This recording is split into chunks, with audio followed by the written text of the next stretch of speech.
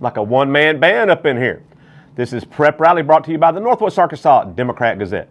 Neither ice, snow, nor a worldwide pandemic have been able to derail the prep basketball season. And now, after much shuffling and erasing, we are down to the final week of the regular season for the 6A West Conference. Now, heavy ice and snow that blanketed Northwest Arkansas last week sent 6A West athletic directors into a frenzy. The ADs decided early in the week that they would shelve the remainder of the regular season and jump directly to the 6A West Conference tournament. But less than 24 hours later, that plan was tossed. The 6A West tournament will still be played, but not before the regular season is completed later this week. Now let's go to the highlights from Tuesday night's game.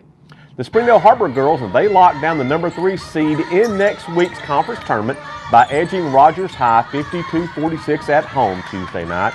Sophomore Kasius McDaniel scored 32 points for the Lady Wildcats, who avenged an earlier loss to Rogers. Now, McDaniel scored 6 points in the final flurry in the fourth quarter that gave the Lady Wildcats the win. Now, also on Tuesday night, Bentonville and Fayetteville both won their games, and they are still atop the 6A West standings. Bentonville, when they were set to take on Rogers Wednesday in a game that's been postponed by weather a couple weeks ago. So the number 1 seed on the girls' side is still up for grabs heading into the final games of the regular season. Now let's go to the boys' action on Tuesday night. Bentonville High, they inched closer to a perfect conference mark as the Tigers routed Springdale 57-44 to move to 13-0 in league play. Bentonville travels to Bentonville West on Friday to close out the regular season. Now, Springdale Harbor knocked off Rogers 49-32 to keep its hopes of securing the number 2 seed in the West. Mac Wright scored 16 points for the Wildcats in that game. Now, Fayetteville also claimed a huge win Tuesday night against Rogers Heritage, and that sets up a huge game Friday night down in Fayetteville at Bulldog Arena as Harbor and Fayetteville will battle for that number 2 seed in the 6A West.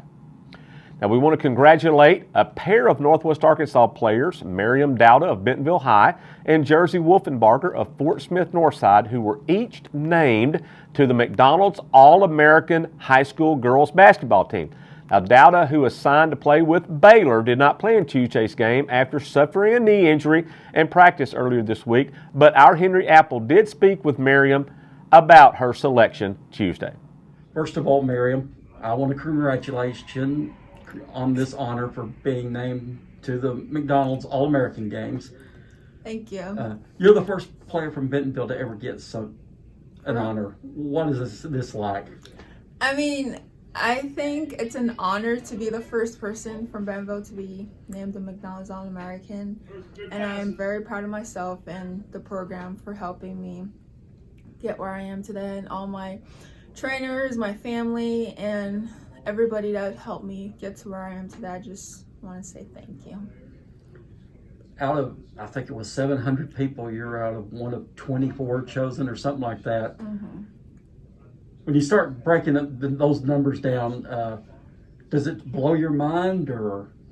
It is. It's mind-blowing. I am definitely surprised and also honored in the same way, and just looking at the people in that list and being in the same category as them, I just felt honored and blessed, I would say, to be on that category with all those people and stuff. So now, Wolfenbarger, who has signed with Arkansas, led the Lady Bears to a win against Little Rock Southwest on Tuesday. She is now the second Lady Bear ever to be named a McDonald's All-American. So, huge accomplishments for both of those players and their programs.